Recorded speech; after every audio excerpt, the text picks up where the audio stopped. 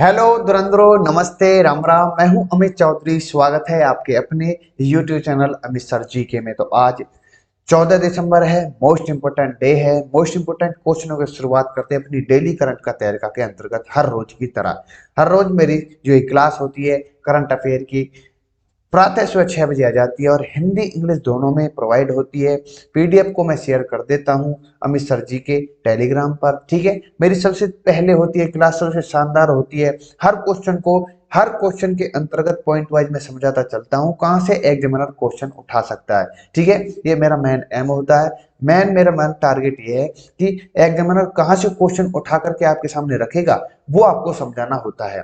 ठीक है, हर रोज की तरह मैं अपने भाइयों को बताता हूँ कि जो भी बच्चा, जो भी भाई या बहन, मेरे भाई प्रिय, एसएससी से रिलेटेड, एक मिनट रुकिए, हाँ, एसएससी से रिलेटेड या फिर आप सीटेट या बैंक, आरबीआई, किसी भी डिफेंस से रिलेटेड आप तैयारी कर रहे हो, उसके लिए मोस्ट इंपोर्टेंट हो जाती है मेरी क्लास करंट अफेयर। ठीक है, तो शुरू करते हैं अपनी क्लास को मोस्ट इंपोर्टेंट क्वेश्चनों के साथ। ठीक है, सबसे पहले दिसंबर के, जैसे कि हर रोज मैं बताता हूँ मोस्ट इंपोर्टेंट डेज जो होते हैं उनको डिस्कस करता हूँ क्लास से पहले, वो आपके सामने मैं अब दे रहा हूँ, एक बार रिवीजन करवा देता हूँ। 1 दिसंबर को विश्व एड्स दिवस मनाते हैं। 2 दिसंबर को विश्व कंप्यूटर साक्षरता दिवस, उसके साथ दासता के उन्मूलन का अंतर्राष्ट्रीय दिवस मनाते हैं। ये इंपॉर्टेंट है। विश्व कंप्यूटर साक्षरता दिवस पूछा गया है, विश्व एड्स दिवस पूछा गया है। और बात करूं नौसेना दिवस, हर साल पूछे जाने वाला क्वेश्चन है 4 दिसंबर को। वहीं पर विकलांग लोगों का अंतर्राष्ट्रीय दिवस, विश्व संरक्षण दिवस 3 दिसंबर को मनाया जाता है। 5 दिसंबर को आर्थिक और सामाजिक विकास के लिए अंतर्राष्ट्रीय स्वयंसेवक दिवस होता है। और 7 दिसंबर को सशस्त्र सेना झंडा दिवस। ये इंपॉर्टेंट क्वेश्चन है। और नीचे वाला भी, अंतर्राष्ट्रीय नागरिक उड्डयन दिवस 7 दिसंबर को मनाया जाता है। बात करूं नेक्स्ट पेज की, 9 दिसंबर को भ्रष्टाचार के खिलाफ अंतर्राष्ट्रीय दिवस। 10 दिसंबर और भी ज्यादा इंपॉर्टेंट है, मानवाधिकार दिवस। कल इसके बारे में प्रॉपर एक क्वेश्चन लेकर आया। कब इसकी स्थापना हुई, कौन कौन क्यों बनाया जाता है, क्या उद्देश्य होते हैं, क्या थीम होती है, सभी चीजें मैं कल बता चुका हूँ। 10 दिसंबर को मानवाधिकार दिवस। 11 दिसंबर को अंतर्राष्ट्रीय पर्वत दिवस मनाया जाता है। और आज 14 दिसंबर है, तो आज के दिन अंतर्राष्ट्रीय ऊर्जा दिवस मनाया जा रहा है। ये आपको पता होनी चाहिए। ठीक है, तो मोस्ट इंपोर्टेंट है सभी के सभी दिवस, सभी के सभी डेज। ठीक है, दिसंबर के। तो आज का फर्स्ट क्वेश्चन आपके सामने है, कौन सा राज्य अपना जलवायु परिवर्तन मिशन शुरू करने वाला पहला राज्य बन गया है? इंपॉर्टेंट क्वेश्चन है इसलिए, क्योंकि पहला राज्य है। आपको दिख रहे होंगे स्टालिन साहब चीफ मिनिस्टर हैं तमिलनाडु को, तो सीधा आंसर हो जाता है। ठीक है, तमिलनाडु। यहाँ पर तमिलनाडु पहला ऐसा राज्य है जो स्मार्ट, मतलब कि जलवायु को स्मार्ट को लेकर, जलवायु की तरफ से स्मार्ट होना चाहता है राज्यों के प्रति। ठीक है, ये मोस्ट इंपोर्टेंट है। यहाँ के मुख्यमंत्री जो कि M.K. स्टालिन है, वो तमिलनाडु जलवायु परिवर्तन मिशन का शुभारंभ कर रहे हैं। ठीक है, उन्होंने किया है। और तमिलनाडु सरकार का मुख्य उद्देश्य ये है कि प्राकृतिक संसाधनों की रक्षा के लिए इस मिशन की शुरुआत करना। ठीक है, और राज्य के केंद्र सरकार द्वारा 2070 इसका लक्ष्य रखा गया है। पहले कार्बन तटस्थ हासिल करने का लक्ष्य रखा गया है, ये आपको मैं पहले भी बता चुका हूँ। ठीक है, इसके 3 प्रमुख प्राकृतिक संरक्षण परियोजनाएं हैं, जैसे कि ग्रीन तमिलनाडु मिशन है, तमिलनाडु वेटलैंड्स हैं, तमिलनाडु क्लाइमेट चेंज है। ये तीनों को तीनों आपको याद करने हैं, डोमेस्टिक क्वेश्चनों में आ सकते हैं तमिलनाडु की तरफ से। यह सरकार को 10 स्मार्ट गांव, 25 ग्रीन स्कूल स्थापित करने और ब्लू प्ले जो समुद्र तट के अंतर्गत हासिल करने की मदद करेगा। ये इंपॉर्टेंट है, तमिलनाडु जलवायु परिवर्तन मिशन। M.K. स्टालिन द्वारा तमिलनाडु में पहला ये देश का जलवायु स्मार्ट को लेकर के राज्य, इसकी शुभारंभ किया गया है। इंपॉर्टेंट है। ठीक है, ये क्वेश्चन आ सकता है। क्लाइमेट चेंज मिशन जो है, इसको लेकर के तमिलनाडु सबसे पहला राज्य बन चुका है। ठीक है मेरे भाई, शुभारंभ करने में, लॉन्च करने में। नेक्स्ट क्वेश्चन आपके सामने है, पहली इंपोर्टेंट क्वेश्चन है। मैं G20 काफी दिनों से पढ़ा रहा हूं। ठीक है, पहली G20 फाइनेंसी और सेंट्रल बैंक डेप्ट जो होती है, FCBD इसकी फुल फॉर्म है। ठीक है, कि बैठक 13 से 15 दिसंबर 2022 को किस शहर में आयोजित की जाएगी? तो ये जो की जा रही है, बेंगलुरु के अंतर की जा रही है, 13 से 15 के अंतर्गत। ठीक है, इंपॉर्टेंट है, ये आप ध्यान कर लेना, पहली बैठक पूछी जाएगी, ये आप पहले ही मैंने आपको बता दिए, ठीक है। बता दूं, इस बैठक की मेजबानी वित्त मंत्रालय और भारतीय रिजर्व बैंक द्वारा संयुक्त रूप से की जाएगी और बैठक के दौरान G20 के अंतर्गत जितने भी वित्तीय एजेंडे होंगे, वित्तीय ट्रैक होंगे, वो सभी को डिस्कस किया जाएगा, इसके अंतर्गत चर्चाएं होंगी, ठीक है। पहली वित्त मंत्री और केंद्रीय बैंक के गवर्नरों की जो बैठक होगी वो 23 से 25 फरवरी 2023 में बेंगलुरु में ही की जाएगी, ठीक है। टोटल 40 बैठकें होंगी इस G20 के अंतर्गत और देश के अलग अलग शहरों में अलग अलग स्थानों पर ये बैठकें होंगी, ठीक है। इंपॉर्टेंट है, सभी चर्चाएं, जो भी मुद्दे उठेंगे, जो भी वार्तालाप होंगे, मैं प्रॉपर तरीके से बताते रहूंगा हर बैठक के अंतर्गत, ठीक है। और इसका आपको पता होगी जो थीम है, one earth one family one future की थीम G20 फाइनेंस की चर्चाओं को मार्गदर्शन करेगी। ये सभी के सभी इंपॉर्टेंट है, ठीक है मेरे भाई। नेक्स्ट क्वेश्चन पर चलते हैं। इस G20 के बारे में मैंने विश्व अफेयर में बताया हुआ, कब इसकी स्थापना, कौन कौन से देश आते हैं, ठीक है, इसके हेड कौन है, ठीक है, ये इंपॉर्टेंट है। चलो नेक्स्ट क्वेश्चन पर चलते हैं। हुरन ग्लोबल 500 सूची इंपॉर्टेंट है, 101% पूछा जाएगा क्वेश्चन, ठीक है। हुरन जो ग्लोबल है, इसकी जो लिस्ट आई है 2022 में, भारत कौन से स्थान पर पहुंच गया है। पहले से बहुत ज्यादा बेहतर हो गया अब अपना भारत, पांचवें, नाइन्थ या सेवंथ या सिक्स, तो पांचवें स्थान पर पहले था अपना भारत जो था ये नाइन्थ पर था, लेकिन अब ये फिफ्थ स्थान पर आ गया है, मतलब फिफ्थ पोजीशन ग्रहण की, जिसमें से रिलायंस जो है सबसे टॉप पर रही है कंपनियों की बात करूं तो, ठीक है। भारत पांचवें स्थान पर आ गया क्योंकि 20 भारतीय कंपनियों ने 500 सबसे मूल्यवान कंपनियों में से स्थान पाया है। टोटल 500 कंपनियां थे, जिसमें भारत की तरफ से 20 कंपनियां थी, और भारत की जो 20 कंपनियां उनमें से एक आपको पता होगी रिलायंस थी, ठीक है, जिसने बेहतर प्रदर्शन किया है। भारत का स्थान 9वें स्थान से लेकर के 5वें स्थान पर अब आ गया है। 260 कंपनियों के साथ अमेरिका इस सूची में सबसे ऊपर है। चीन की 35 कंपनियां जो कि दूसरे स्थान पर है। बात करूं जापान की, उसकी 28 कंपनियां जो तीसरे स्थान पर है। और चौथे स्थान पर कौन है इन कमेंट मुझे बताना। और 5वें स्थान पर अपना भारत है ही, ठीक है मेरे भाई। इंपॉर्टेंट है आप सभी के लिए, ये इंपॉर्टेंट क्वेश्चन हो जाता है, क्या पता यहाँ से क्वेश्चन उठ जाए, ठीक है। चलो नेक्स्ट क्वेश्चन पर चलते हैं। किस खिलाड़ी ने नेशनल शूटिंग चैंपियनशिप में स्वर्ण पदक जीता। अब बात करें शूटिंग की तो इंपॉर्टेंट है काजल सैनी, गगन नारंग, मनु भाकर या फिर तेजस्वी सावंत। तो यहाँ Manu Bhaker is the right answer हो जाती है। 10 मीटर में इन्होंने पिस्टल में जो कि स्वर्ण पदक जीता है।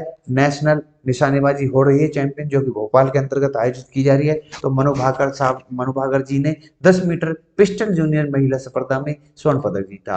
ये 65वां संस्करण चल रहा, हरियाणा का प्रतिनिधित्व कर रही हैं कौन, मनु भाकर जी, ठीक है। मनु भाकर ने चल रहे राष्ट्रीय निशानेबाजी चैंपियंस 2022 में महिलाओं की 25 मीटर पिस्टल स्पर्धा में कुल 4 स्वर्ण पदक जीते हैं, ये आपको पता होना चाहिए। शूटिंग के शब्द हैं कुछ, जैसे कि एयरगन, जो कि शब्द हैं, एयरगन है, बोर है, रेंज है, बुल है, बंकर है, डबल ट्रैप है, ऑफ हैंड है, ट्रैप है, जो फ्री पिस्टल है। ये सभी के सभी आप क्वेश्चन पूछ सकता है कि मतलब का मतलब क्या है, ये किस किस से संबंधित, किस खेल से संबंधित है, किससे किसके गेम के ये शब्द हैं, वर्ड हैं, ठीक है। तो ये सभी सभी मैंने आपके सामने प्रेजेंट कर दिए, ठीक है। चलो नेक्स्ट क्वेश्चन पर चलते हैं इंपॉर्टेंट क्वेश्चन के साथ।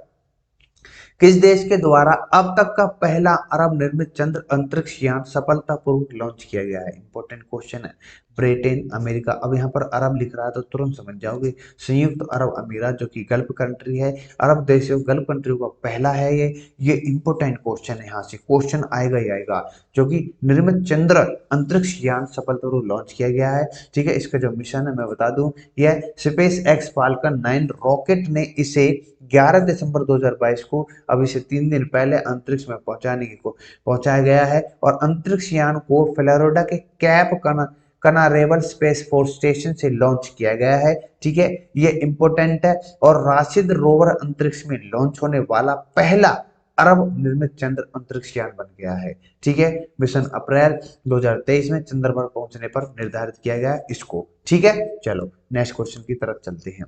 नेक्स्ट क्वेश्चन और भी ज्यादा इंपॉर्टेंट है, ठीक है। किस न्यायमूर्ति ने 12 दिसंबर 2022 को सर्वोच्च न्यायालय के न्यायाधीश के रूप में शपथ ली है। तो धनंजय से यशवंत चंद्रचूड़, दीपांकर दत्ता, एन.वी. रमन या सौम्या सोटोमायोर। तो यहाँ पर राइट आंसर हो जाता है बी, दीपांकर दत्ता जी। अब से पहले जो 50वें चंद्रचूड़ जी हैं वो मुख्य न्यायाधीश है, आप सभी को पता होगी संविधान की तरफ से टोटल मुख्य न्यायाधीश को लगा करके 34 न्यायाधीश होते हैं, एक उनमें मुख्य न्यायाधीश होते हैं, बाकी के 33 जो होते हैं वो न्यायाधीश होंगे। लेकिन अभी वर्तमान के अंतर्गत 28 न्यायाधीश हैं, ये आपको पता होना चाहिए। ठीक है मेरे भाई, इंपोर्टेंट जो चीज मैंने बताई है।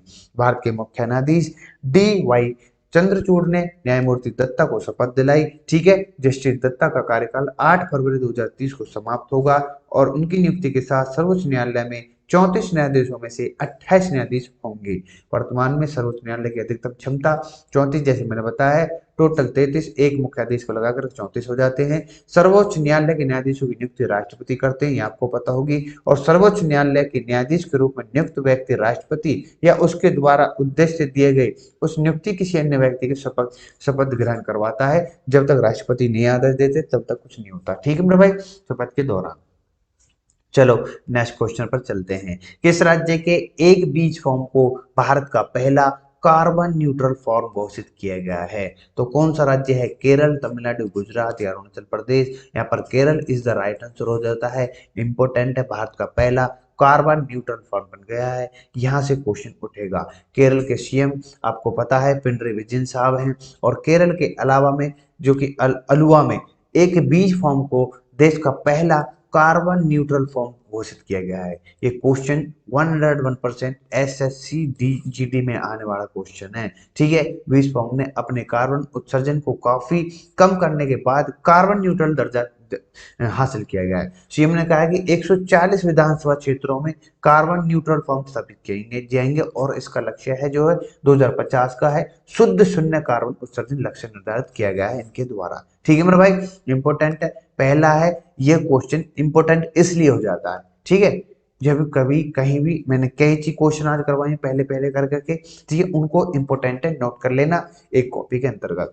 नेक्स्ट क्वेश्चन, किस पूर्व राष्ट्रपति उपराष्ट्रपति को 11 दिसंबर 2022 को 25वें SIS अवार्ड पुरस्कार से सम्मानित किया गया है? तो मोहम्मद हामिद अंसारी, भैरव सिंह शेखावत, वेंकैया नायडू या जगदीप धनखड़? तो यहाँ पर राइट आंसर जो हो जाता है वेंकैया नायडू जी हैं। अभी फिलहाल जो हमारे उपराष्ट्रपति हैं जगदीप धनखड़ जी हैं, ये आपको पता होनी चाहिए। ठीक है, मैं बता दूं, सार्वजनिक नेतृत्व के लिए पूर्व उपराष्ट्रपति वेंकैया नायडू ने 25वां श्री चंद्रशेखर शेखरेंद्र सरस्वती राष्ट्रीय श्रेष्ठ पुरस्कार दिया गया है। और इनमें जो विजेता हैं वो है केरल के राज्यपाल आरिफ मोहम्मद खान, रतन टाटा, पद्म विभूषण से सम्मानित डॉक्टर मार्तंड वर्मा शंकरन वालियानाथन। भारत सरकार ने वैज्ञानिक सलाहकार अजय सूद पुरस्कार में 2.5 लाख रुपए नकद दिए जाते हैं। ये आप सभी को एक पत्र होता है, जिस सभी आपको मैं पहले भी बता चुका हूँ। चलो नेक्स्ट क्वेश्चन की तरफ चलते हैं।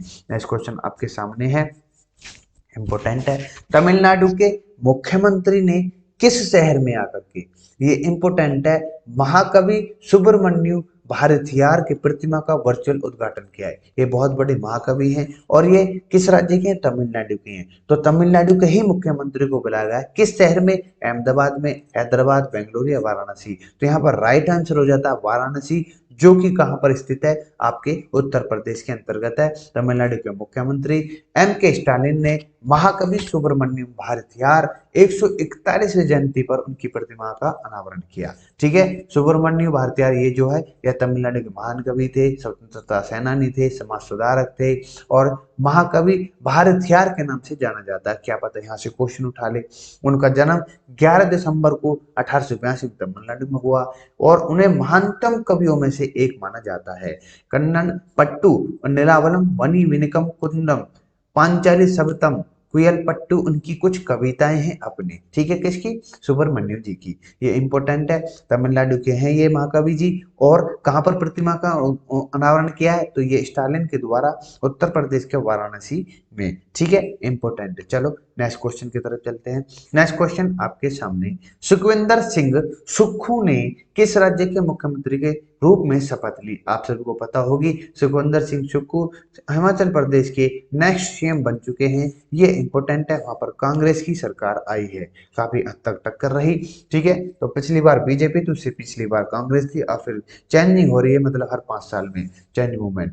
तो सुखविंदर सिंह सुक्खू ने हाल ही में हिमाचल प्रदेश के अगले मुख्यमंत्री मुख्यमंत्री शपथ ली। वह 4 बार के विधायक हैं, कांग्रेस की तरफ से लड़ते हैं। ठीक है, मुकेश अग्निहोत्री जो है वहां के उप मुख्यमंत्री बन गए हैं, ये भी आपको पता होना चाहिए। ठीक है, नेक्स्ट क्वेश्चन, ये इंपॉर्टेंट क्वेश्चन है साइंस वाले बच्चों के लिए। मीजोट्रोफिस पैलेवा जिसे IUCN रेड लिस्ट में जोड़ा गया है, किस प्रजाति से संबंधित रखता है? आप सभी को देख रहा होगा प्लांट्स हैं, तो औषधि पौधा है, प्रॉपर तरीके से आप देख रहे होंगे।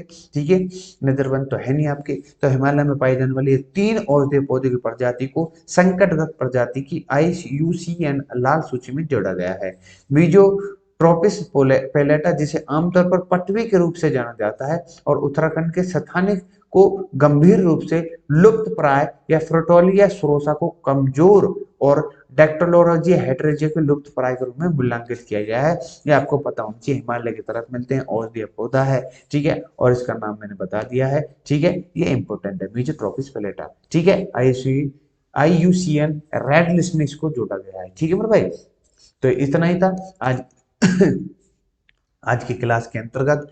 अगर आपको मैंने जो सी टेट दूसरी तरफ जो मेरी सी टेट टेस्ट सीरीज चल रही है, ठीक है, ये तब तक चलेगी जब तक दिसंबर में जो सी टेट होने वाला है, ठीक है, उस ये तब तक चलती रहेगी जब तक आपके पेपर प्रॉपर तरीके से नहीं हो जाते। ठीक है मेरे भाई, तो आज की क्लास के अंतर्गत इतना ही था। विदा लूंगा अपने भाइयों से।